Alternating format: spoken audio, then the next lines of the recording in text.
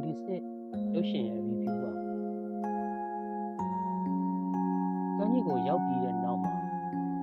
ငါတို့ပင်လယ်ကိုချစ်တက်လာတယ်အချောက်နားမှာပုတ်တက်နေတဲ့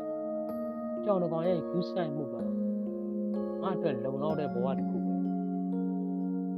ကြောင်းရတိုက်ဆိုင်လာတိုင်းငါတို့စိတ်ကိုစစ်ခနဲနေအောင်အက်သွားတတ်တဲ့အင်းဆက်တွေကို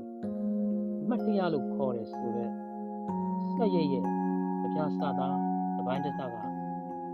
အာရုံကိုလာရိုက်ခတ်တယ်နှစ်ပေါင်း20ကျော်ကြာသွားပြီမဲ့ကျောင်းတော်ကြီးဟာ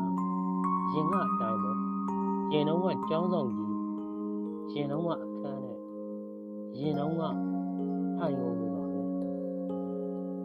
အမှတ်တရဆိုတာကလည်းတေချာထုတ်ပို့ထားရင်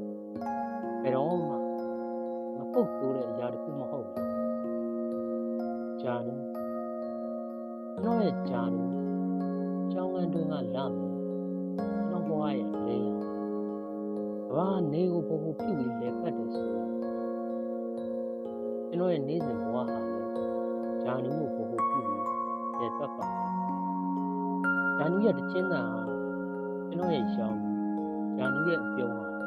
ကျွန်တော်ရဲ့အေးရဲ့ဂျာနူရဲ့မျက်ဝန်းကျွန်တော်ရဲ့စီးစာပဲကျွန်တော်ရဲ့အိမ်မက်တွေကိုလည်းဂျာနူရဲ့ပန်တယ်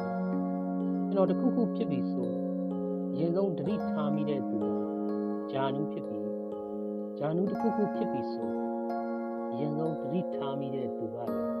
ကျွန်တော်ပဲဖြစ်တယ်ဂျာနူဟာကျွန်တော်ရဲ့နောက်ကျော်တစ်ချမ်းပဲဂျာနူကြောင်းပြတ်တယ်ကျွန်တော်ကကဘာပြတ်တယ်ဂျာနူကြောင်းပြတ်သက်ချိန်မှာပဲကျွန်တော်နားလဲသွားတယ်ဒါဟာအချစ်ပဲဂျာနူဟာကျွန်တော်ရဲ့အချစ်ကိုအဲ့ဒီနောက်ဂျာနူနဲ့တွေ့ရင်ကျွန်တော်အရင်လိုမဟုတ်တော့ဘူးရှက်လာကြောက်လာရခုံနှံတွေမမှန်တော့နှုတ်ခမ်းကထုတ်မပြောပေမဲ့ဂျာနူရောကျွန်တော်ကမျက်ဝန်းကတစ်ဖက်ချစ်ချင်းကိုခံစားမိနေကြတယ်ဒီလိုနဲ့